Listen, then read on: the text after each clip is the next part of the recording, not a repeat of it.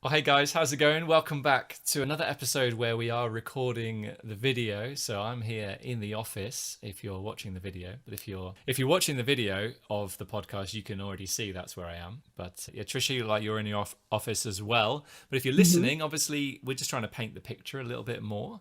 This Yeah, is the third episode where we've recorded the video as well. Tricia, how you doing? I am doing fantastic. I survived the Super Bowl, which was on. It'll be a couple weeks hence, right? Once they listen to this, but in real time when we are recording this, it was just on yesterday. Hmm. Are you a big Did you partake? No, it was way too late for me. So if I was, well, kind of linked to poker, I guess. If I was playing a Sunday session, I would have, yeah, I would have tuned in. I would have put Sky Sports on, and it would have been like I want to say 3, 4 a.m. or something before it, properly kicks off. If those times are wrong, guys, don't shoot me. But yeah, it's quite a late finish. So if I was playing a session and the last few tables was like 2, 3 a.m., then great. Yeah, I just put the football on one monitor, and it might steal a little bit of focus. But by that point, probably going to be like one or two tabling, and I guess like you can just mute the football and concentrate on if you're on a final table, for example. So definitely don't recommend like watching American football if you're on a big final table on a Sunday. But yeah, I didn't play last night, so I was in bed by I don't know 11:30. You missed all the fun.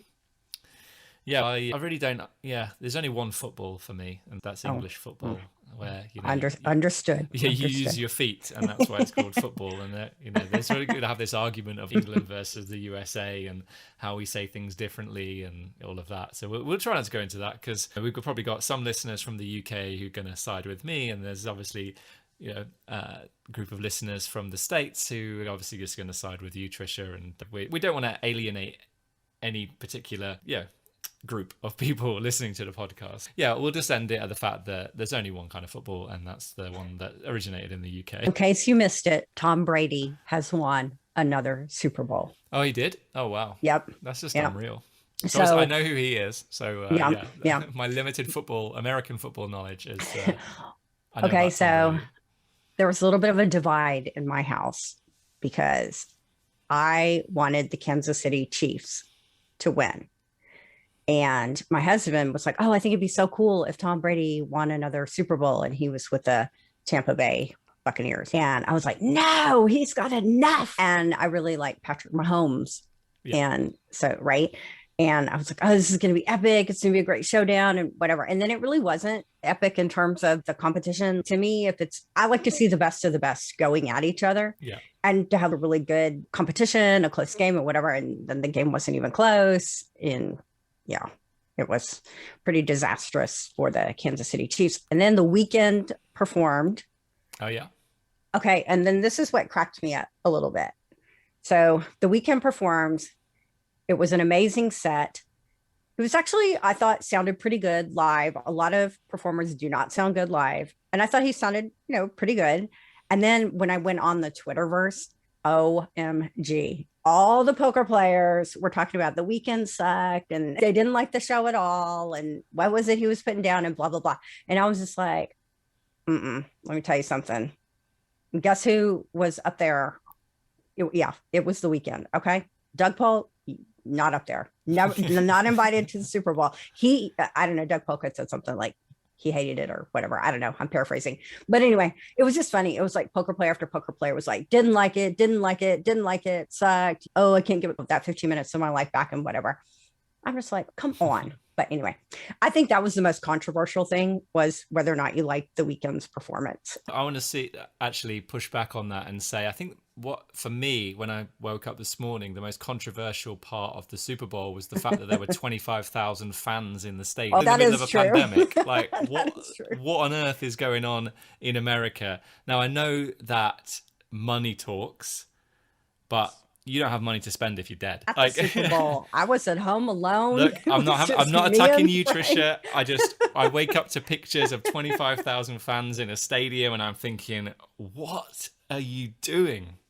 Actually, I had the same reaction myself because when I first started watching and they were like, oh, we have 7,500 healthcare workers here who've all been vaccinated. And I was like, oh my God, that is so cool. Yeah. But at that point, I thought, oh, it was only the 7,500. I thought that way. And then a little bit later on down the line, they were like, oh, there's actually 25,000 people here. So there's the 7,500 healthcare workers who are vaccinated. And then there's all these other randos. Yeah. And I'm like, okay, that does not seem smart to me. That just doesn't No. seem advisable.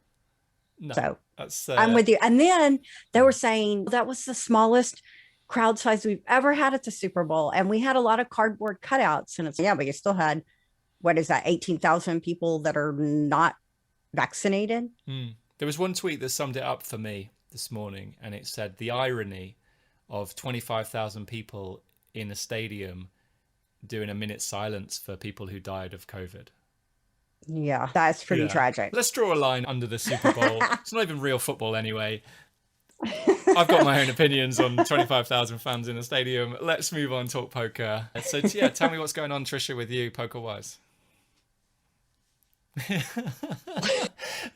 So for anyone who hasn't watched the video of this, you're just listening to the audio, Tricia's face was just like, please don't ask me that question, because basically nothing has been going on. That was the kind of nothing reaction that I got. That's exactly right.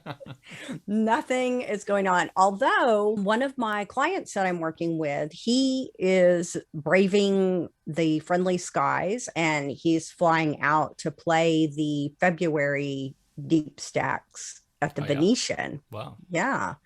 So that should be interesting to hear what he thinks and how it goes and all that stuff. Oh, that's cool. Me, it's not so much. I'm still looking at it from afar. Yes. Okay. And it's funny because I have had several people ask me as though I know the answer to this, which I do not, but they've asked me, what do I think is going to go on with the World Series this summer? And I'm like, honestly, I have no idea. Yeah. You have thoughts on that? Yeah, I think we talked about it maybe on the last episode, could have been the one before, that if the most vulnerable people had already been vaccinated by then, which I think certainly in this country, like I think by the summer, I think most people will have been vaccinated anyway, like not even just the over 50s, for example. So I think that there's a fairly good chance that the World Series could go ahead. I think it's just going to come down to the second vaccine. And also there's been some talk about whether or not you would need some sort of vaccine passport to travel, to go places. Is that something that they're going to do for the World Series? Seems like a lot of extra admin. And I don't think it's viable. Like some people, for whatever reason, some people don't want to get the vaccine. We can have opinion on this. We're going to do our best, if you're watching the video, not to give away how we really feel about people that don't want to do that. So we're just going to remain neutral. We don't want to alienate anyone. But there's, for whatever reason, so people will not get the vaccine and then be at high risk, but also potentially put other people at risk. Yeah, I think that if you've had both, like you've had the vaccine and the second one as well, and you're all good to go, then why not get yourself to the Rio and let's just play some live poker. I'm dying to play live poker. I'm dying to travel. Me too. I want to go and do something now. I'm a little bit bored of these four walls. I spend a lot of time in here playing, coaching, making content, whatever it is. And I just want to get out there. So we do get out, like we go out for walks and stuff like that, but there's not really anything else to do. I love playing sport, but can't even do that at the moment. Can't go and play five-a-side, can't play tennis. It's just a bit rubbish, to be honest. So that's what I'm looking forward to most is actually getting out and doing stuff, and then hopefully it means traveling and playing some poker somewhere. Oh my goodness. Normally January is the WSOP circuit in Choctaw, which I like to go to. And of course this year, nope. No for me. They took the circuit events online this year.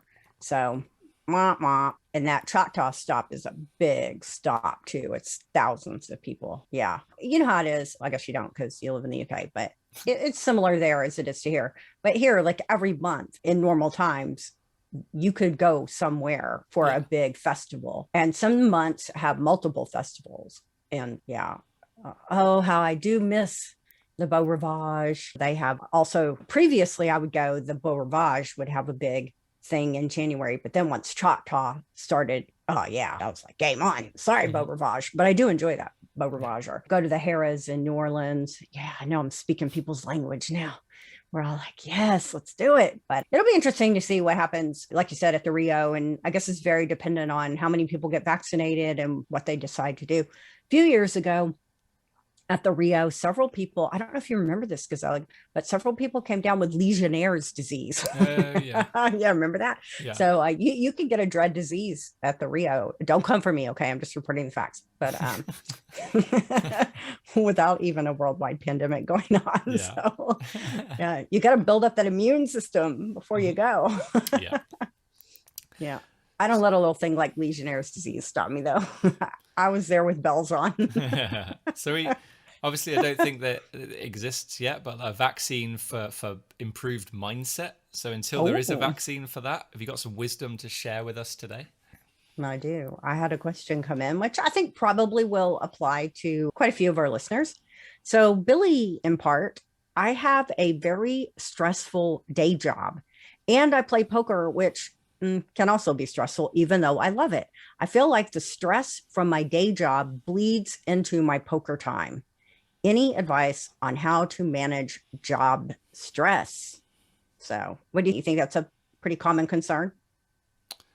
Yeah, I think so. It depends where you work, obviously, and what is stress. I think, yeah, I'm sure I read an article once that said the most stressful jobs in the world, and it was like deep sea diver, marine, and then teacher.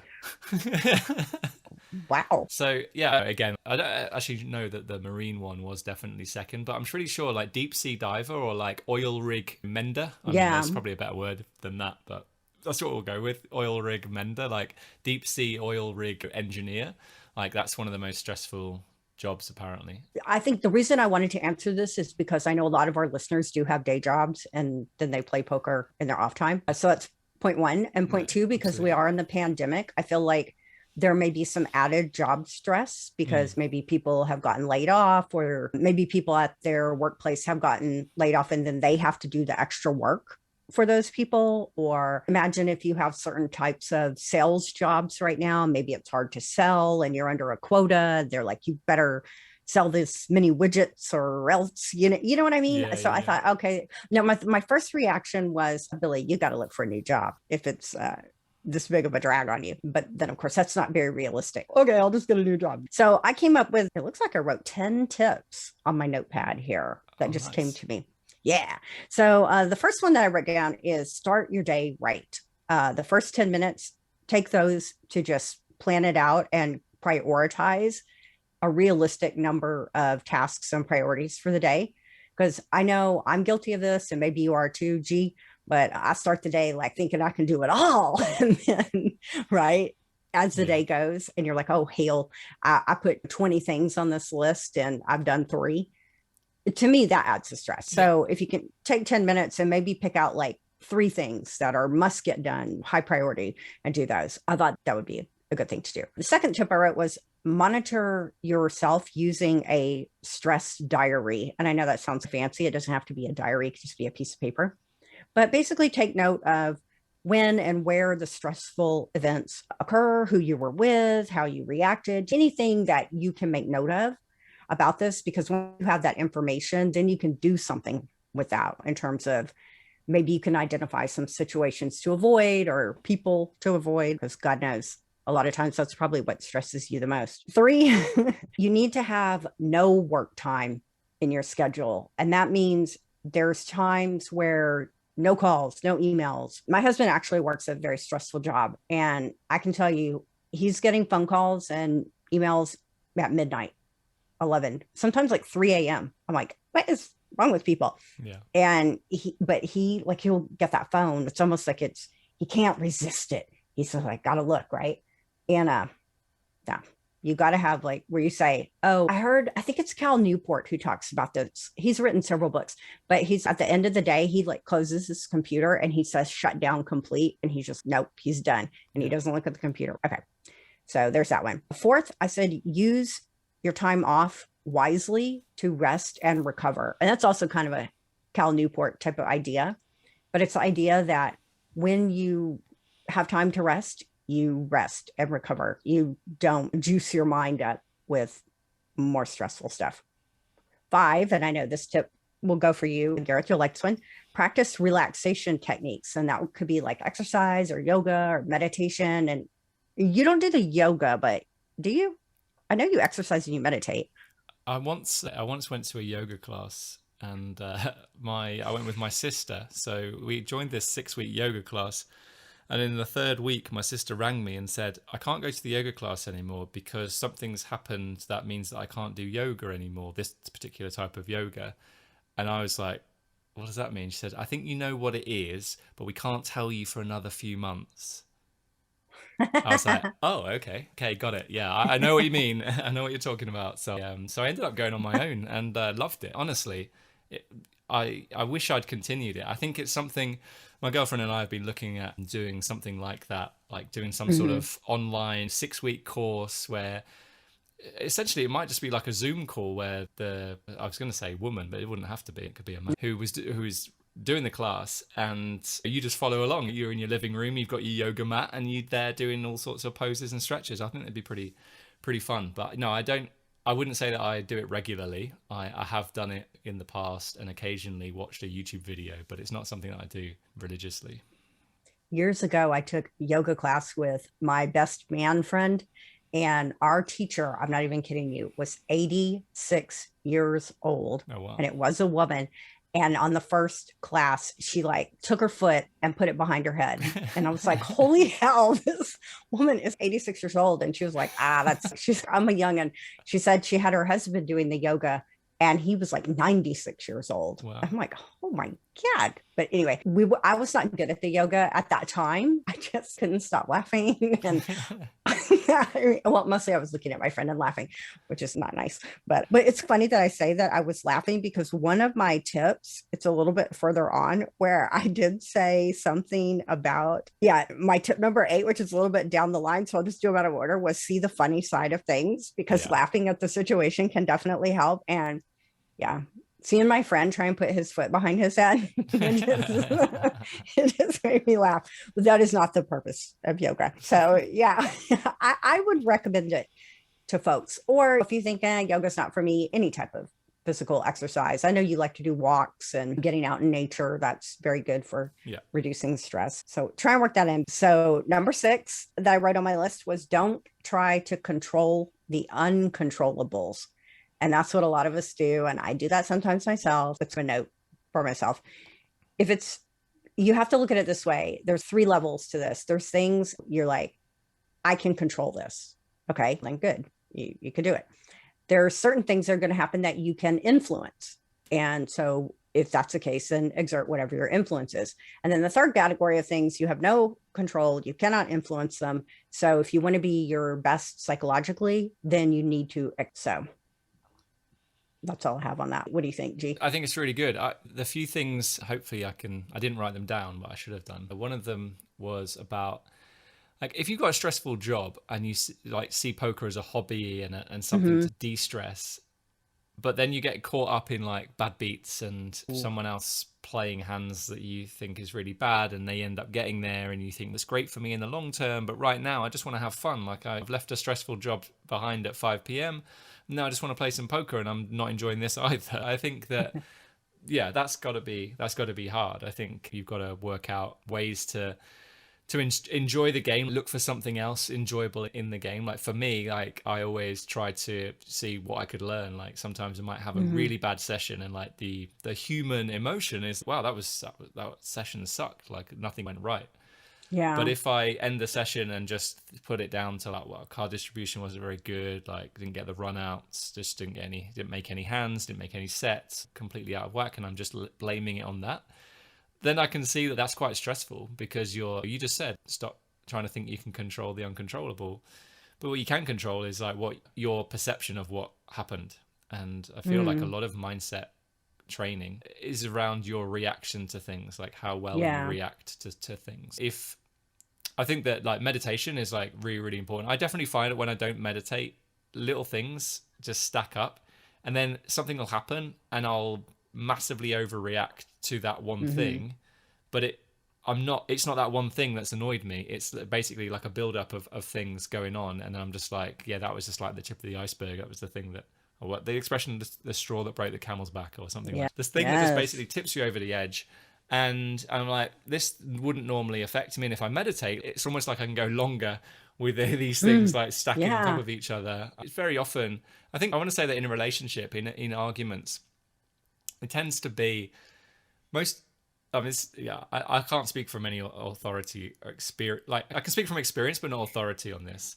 That when most of the time, when you have an argument and something annoys you that your partner's done, a week later, if you looked at it and you would go, that thing that you've done isn't annoying. But it's like, there were several other things that I didn't find annoying, and then that one just like was super Right. annoying. It like So like, tipped it over. yeah. And it's like the whole Yeah. thing of like, men will often say about their girlfriends or their wives, why are you overreacting? And they would say, I'm not overreacting, I'm reacting. And you're like, no, you're definitely overreacting. Like, literally, like a pan fell out of the cupboard. That's an overreaction. They're like, and then obviously, like, don't ever say this, guys. I can give you one bit of advice. Don't go down that line. But yeah, look, like, yeah, it must be like sort of emotions stacking on top of each other. Yeah, they leading to, build like, on each other. so I definitely think that's the case. But so if you've got a stressful job anyway, then it might not even be the fact that you know, get a bad beat, like with 12 left in the tournament to bust, that's annoyed you. That's a bit frustrating. If you were if your mindset was super clear and you know, you didn't have any other stress, then you wouldn't find that stressful. But yeah, I've gone off on a bit of a tangent there. But my idea was finding things to focus on that you enjoy. I think if you ever stop enjoying playing poker, then take a break, because there's just literally, like, I've realized now, there's no point in doing anything that you don't enjoy if you don't have to. If you don't have to, being the operative word, right? Yeah, like people would say, like you said, go and get a new job, man. That might not be possible to do that. But there's some things in life that you feel like you obligated to do, but actually, like, you're doing it because you think someone else is expecting you to do it or something like that. Yeah, so true. So actually, like, you can, if you don't have to do it, then, you know, and it's not going to have a massive effect on anybody, and definitely not you, then don't do it. If you don't enjoy it, then just stop it. I love it. Just stop it. Number 7 on my list is avoid perfectionism. And the reason I wrote that down is because I feel like a lot of people, they're smart, they're capable, they want to do a good job, but then they get off on this, oh, it has to be perfect. And then by putting that much pressure on themselves, perfect is not possible in most situations. And you're just adding that stress onto yourself. Do good work, but recognize that good enough is good enough. And don't put that extra pressure on yourself. So I knew that one would resonate with you. Yeah, we talked, didn't we? Like before, either before we did one of the podcasts or afterwards. And I said, this year is all about good is good enough. Yeah, stop for trying sure, to make things for sure. perfect here when doing all the content, like the videos, podcast episodes, thumbnails, the articles, the blog posts, or whatever it is.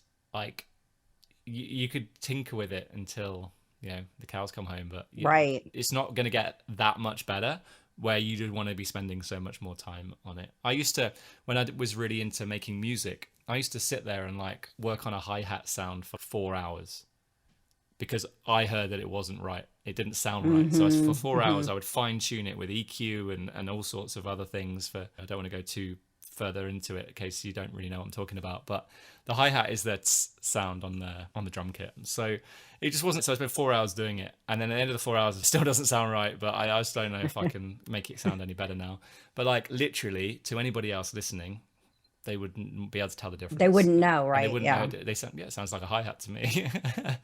So like, a lot of the time, you say, talking about perfectionism, like, we try to, you know, make it perfect in our eyes, Yes. our perception of what's perfect, but actually it might already be that to other people.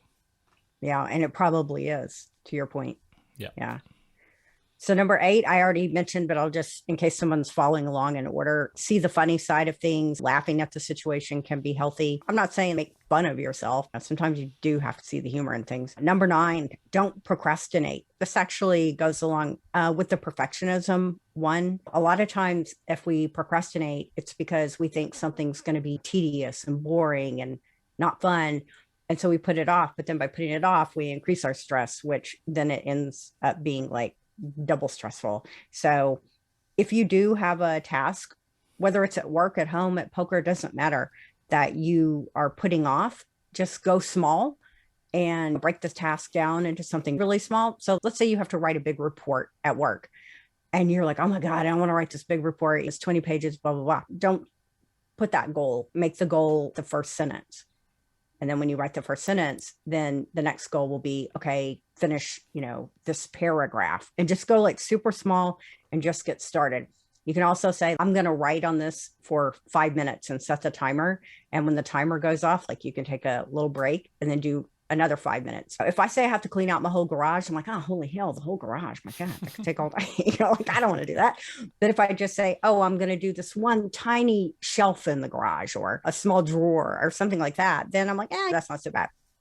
So that's just a little tip with that. And number 10, appreciate the positive. This can be focusing on what you did, what went well, but just even when things go disastrously bad, there's usually some parts that went well or you did okay with or whatever that you can look at. So that was, and I guess for a bonus tip, I would say get support, find somebody to talk to, whether that's a coach, a friend, a mentor, something like that. Yeah. And give yourself a reward when you do good stuff. That's another thing I've talked about, with a lot of my clients, that they will do good things and then they just act like it's nothing. And it's not nothing. Like you need to give yourself that high five, that attaboy, attagirl. Yeah, you did it, whatever, to just let yourself know that you did accomplish something. Yeah, it's really good. It just reminded me of the thing I wanted to talk about, which was doing the prioritizing. You said right at the start of this list about prioritizing like the top 3 things that need to get done today. And I think you can even go a step further back and on a Sunday or a Monday morning, plan out the week. Like we've talked recently in very recent episodes about the 12-week yearbook that I was trying to follow, and I've successfully done the first week. And you track and measure your progress, and you see how you get on at the end of the week, and then you have a clear idea of what you need to work harder on next week, and try and get to the 100%. They talk about if you manage to achieve 85% of your goals or your tasks every week, or the tactics I think is what they call them, then you're probably going to achieve your overall goal at the end of the 12 weeks. If you fall short, then you're less likely, because you're tracking it each week. You can see where you're maybe not putting as much effort in. You need to put more effort in that. So I feel like planning out the week is really good. I've been doing it for 2 weeks now, because I'm just started the second week, and planning out exactly what I'm doing on each day is really useful, because I know exactly what needs to get done now. And that's like basically once it's done, that's great. And if I reach 7 o'clock in the evening and stuff's not done, then I'll work hard to get it finished. But the idea of like priority is prioritizing tasks is really good, but I think like planning the week can be really helpful as well, rather than just being like, let's get to work, what do I have to do? And then you start writing out a list of all the things you need to do, and then 3 hours into work or whatever, like an idea will come and you add it to the list, and like you just this like never-ending list of stuff. Whereas if you and then I think like you can look at this list then and go, whoa, I'm completely overwhelmed by everything I've got to get done. Like, how am I supposed to get that done in the next week? But if you break it up on a Sunday night, you're like, this is what I need to get done this week. And then you just know as soon as you like wake up, you can feel like more motivated, I think, as well, because okay, this is what I'm working on today. So I'm excited to get this done. What else he said there that really made my ears perk up is that if you get 85% of it done, you're going to, have a really good chance of achieving your goals. Not 100%, 85%, right? It doesn't have to be perfect, and you're still going to make a ton of progress. I would even say if you did 50% or 75%, you're just way ahead of where you would have been if you would have just made a mess and started tearing your hair out, because you got frustrated and you just were like, I'm not doing anything because this thing can go. So I like that. I like that very much. Awesome. Let's wrap up the episode there. Before we go, Tricia, where can people find you? You can come over to peakpokermindset.com, where I have all of your mindset training needs accounted for. How about you, G? Where can they find you? So head on over to mttpokerschool.com for everything that you need. And you can pick up your free MTT tools on there, and you can join the Facebook group. And also there's lots of other things that you'll definitely want to check out. I don't want to tell you everything that's on there. I want you to go and check out the website and see what you can find. Absolutely. All right, Tricia, it's been great chatting to you again, and to everyone else out there, take care, and we'll speak to you soon. Cheers. Bye-bye. Bye, guys.